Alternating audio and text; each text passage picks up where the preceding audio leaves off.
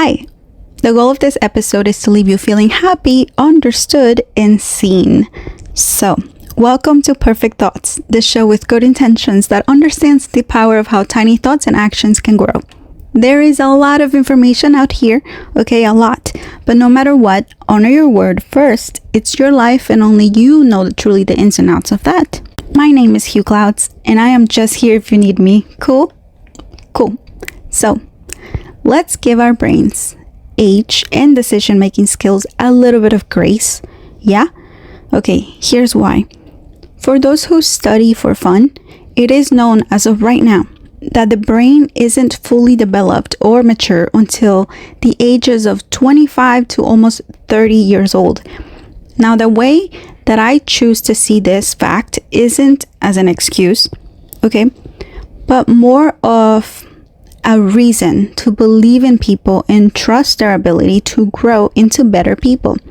So it's a better attitude to carry with you regardless. But naturally, after realizing how some rules in our material world are made, it was easy for me to understand why I have never agreed with the reality that lawmakers who do not understand our bodies and minds normalize laws that make no sense, or laws that work against us.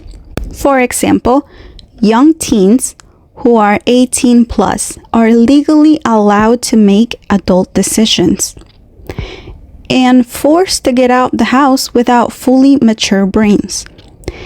It is not our parents' fault either, okay? We are all doing what we are told, but that's the danger of how these rules form and the consequence of being too busy to pay attention. The world makes an example out of human mistakes when we are often set up to fail. So this is why we must come together. I've also never agreed on the idea that people are not allowed to make mistakes or to change for the better as they age. Because of this fact alone, ask any 48-year-old if they feel 48. Most likely, they feel pressure from the world around them to, quote-unquote, act their age. But their soul may feel ageless. Our souls know the truth. Our souls don't know time and space, but our human form does. The truth is, the people who spend most of the time understanding, studying, and fixing the world like it's necessary aren't always building businesses or running for office or building personal brands like mine. But this is the perfect opportunity for the balance and collaboration we need for both the business-focused people and the human-focused people sides to combine their strengths and make this thing truly make sense.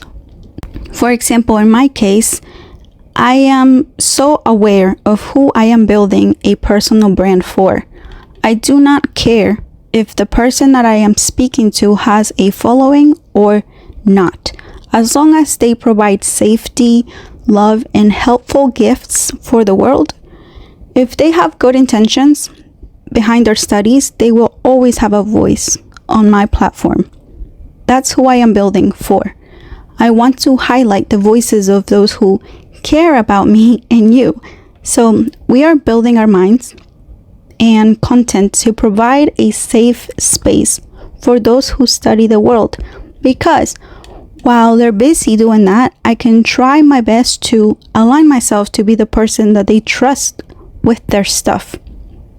I do wish that the people who should run the world because they understand it actually ran the world, but it's all cause and effect. You know, while the right people are too busy studying the world, ironically, it leaves us with the less educated but very driven to make decisions that should not be made. There is things we don't control, like what I just said. But it is our mission to care regardless. This is why hope is so important. It is not some wishy-washy way of thinking. It gives us clarity and makes us realize when we are being distracted from the truth. Hope matters for more than just optimism and positivity. I am 28 years old now. As we grow up, every single day we have moments when ideas that we weren't completely sure about or ideas we were ignoring just click one day. And this happens every day at different rates.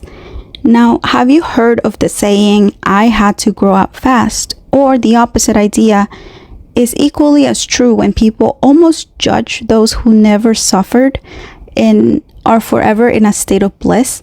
Like, why do we praise suffering at a young age? Why do we shame those who are happy? There's a disconnect. We resent each other and we need to stop fighting, but instead know the hidden reasons why and embrace each other. It is not a competition of who has it better or worse. If it feels wrong, it's because it is. Trust your gut. Open your heart. Quit the judging. So ever since I've been a kid, I've kept quiet and never spoke up much because even though I didn't understand why we hurt each other, I understood that in a way, my way of interacting with the world as a young kid was more about protecting myself. And the best way for me to do that was to observe and let people be themselves. You know, even when they would hurt me, I still tried to understand, and then I started digging into the subliminal ways we are forced to act to protect ourselves, and the ways that this world is kind of put together. So there is 4 types of people, and before I tell you these 4 types of people, you have to promise me one thing. You have to promise me to never weaponize your knowledge. Never, ever. This is just for your own protection, okay? Love comes from trust and understanding. That is all.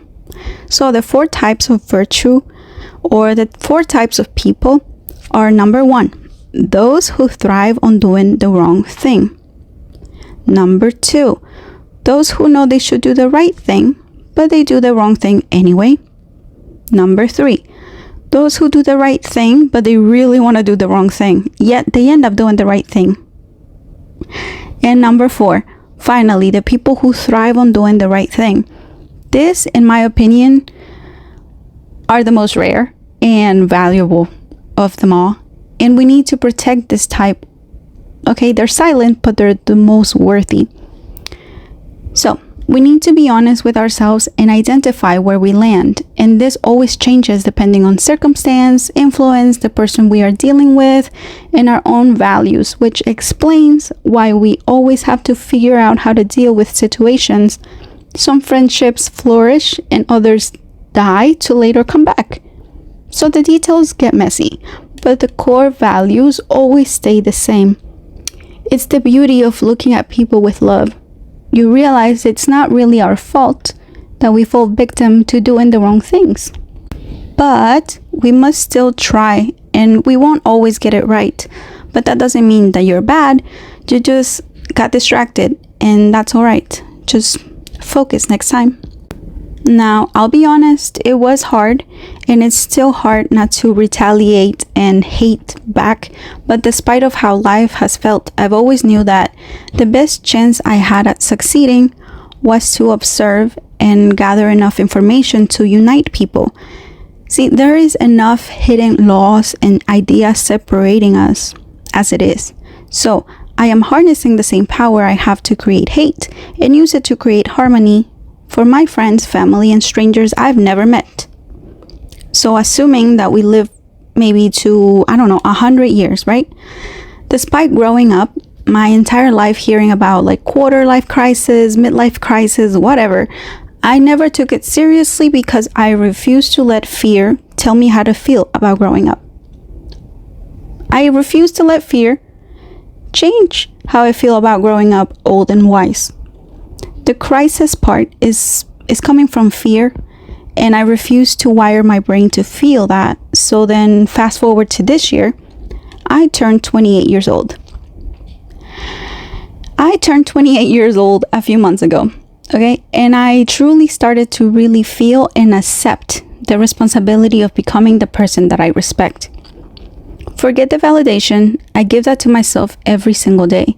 My hope and dream is to connect with people who want to take on the responsibility to be the person that does the right thing and thrives on doing the right thing.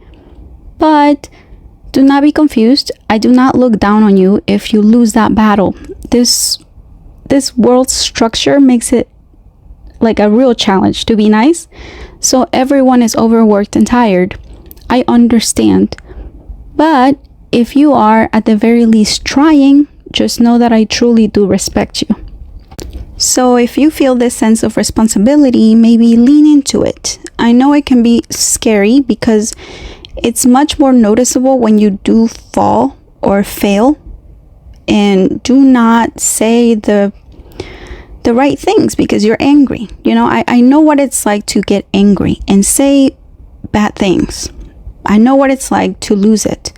But depending on how you carry yourself, people will take what you say more seriously. So just make sure you understand your power. So if you can inspire such negativity with the things that you do and say, maybe it would be awesome to know that just how much you can harness that power and use it to do the right things and say the right things. I think it would be really cool. So turning 28 years old has opened my eyes and made me realize one thing for sure, that we always remain true.